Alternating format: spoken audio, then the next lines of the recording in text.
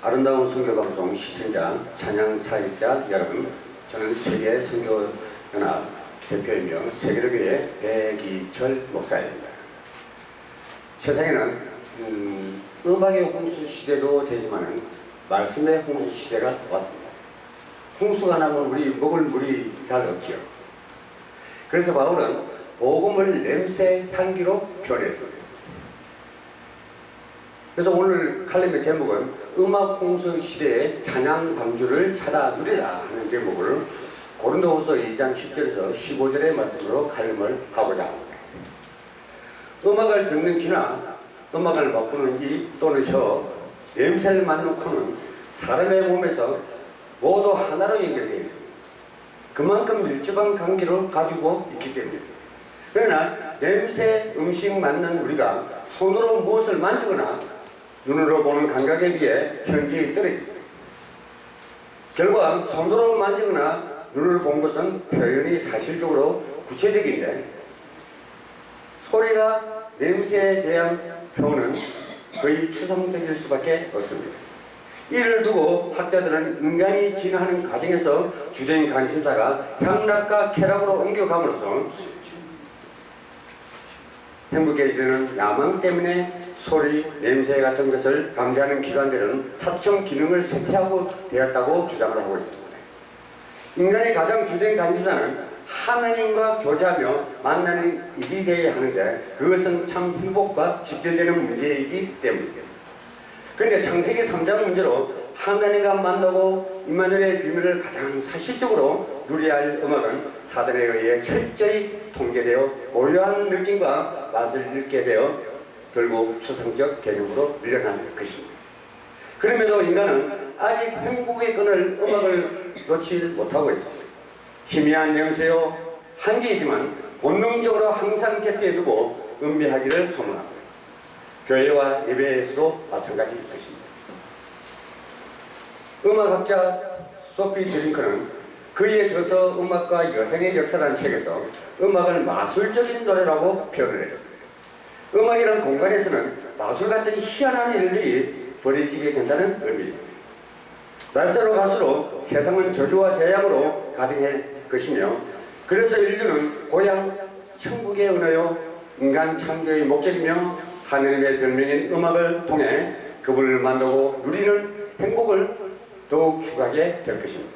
이때 경계해야 할 것은 찬양의 원조인 사단은 음악으로 세상을 멸망시킬 온갖 방법을 강구하며 발악하는 시간표를 하는 사실입니다.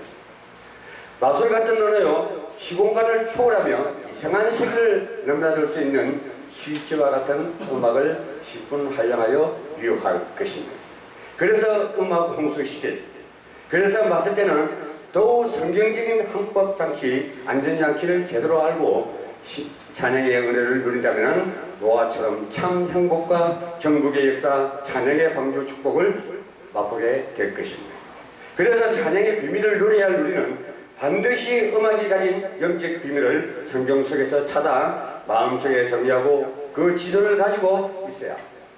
보라, 세상 유행 음악을 예배 시간에 연주해도 아멘이 나오고 성도들이 흥분하고 좋아합니다. 찬송가를 부르거나 들을 때보다도 훨씬 즐거워합니다. 구별된 찬양과 세속적인 음악의 기준을 몰라서 그렇습니다. 찬양에 무지하면 음악의 용감에 있습니다. 사단은 그런 어리석은 자들을 좋아하고 속입니다. 찬양의 기준도 모르고 좋아한다면 사단의 답이 될 것입니다. 그래서 음악인들이나 천재들이 심각한 음악에 대해서 빠졌다는 사실을 간증하고 있는 것을 볼 수가 있습니다. 그러나 사단이 겁내는 찬양의 비밀을 안다면 상황은 반전이 될 것입니다. 이것이 바로 흑암 문화를 정복하는 시작입니다. 이것이 어릴 적부터 평생토록 찬양에 실패시키는 사단의 전략이라 하겠습니다. 주일학교 어린이들을 보시죠. 찬양에 대해 더 이상 바꾸거나 교육하기에 불가능할 정도로 자기 동기로 가득 찼습니다. 하느님의 보좌에 이미 자신에 자정하여 양보하기가 거의 불가능한 수준에 이르렀습니다. 가장 큰 정부로 찬양을 잘 못한다는 약간의 핀잔만 줘도 견딜 수 없을 만큼 분조를 내립니다. 박수나 칭찬의 요성은 화를 참지는 못합니다.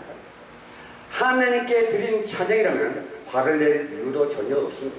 오히려 왜 그런 핑계를 주느냐고 반문할 것입니다. 그렇습니다. 찬양을 연구하면서 중요한 깨달음이 있다면 그중 하나가 찬양이야말로 마지막 때에 사단이 속이는 제2의 선악과라는 믿음이 생겨났습니다.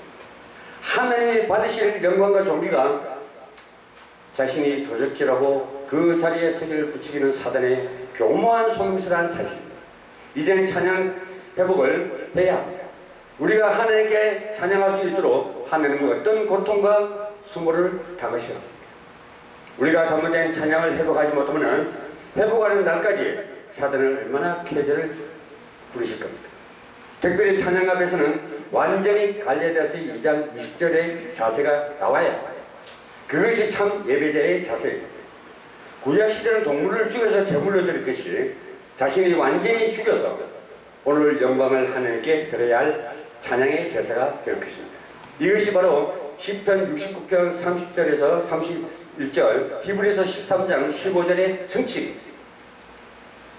우리가 시험되지 않으면 증거될 수가 없고 증거되지 않으면 성취감을 느낄 수가 없다는 얘기가 똑같습니다. 그러면 면에서 다윗은 얼마나 순수하며 언약적이었습니까? 왕의 세면에도 바지가 벗을 줄 모르고 찬양하며 어린아이처럼 춤을 추지 않았습니다. 그런 다윗을 하나님은 기뻐하셨습니다. 음악의 율법주의, 인본주의, 신비주의가 그때처럼 완전히 해결될 것입니다. 사단은 지금도 찬양의 선악과로 우리를 유혹하고 있습니다. 이것을 뛰어넘어 모든 영광을 하나님께 드리는 찬양을 회복해야 할 것입니다. 아름다운 성교방송 시청자 여러분, 찬양하는 여러분들, 이제는 찬양의 그 자체가 말씀의 능력입니다. 그렇기 때문에 우리가 말씀 가운데 거하시는 하나님, 찬송 속에 거하시는 하나님, 예배 속에 거하시는 하나님을 꼭 만나시길 바랍니다. 시청자 여러분, 감사합니다.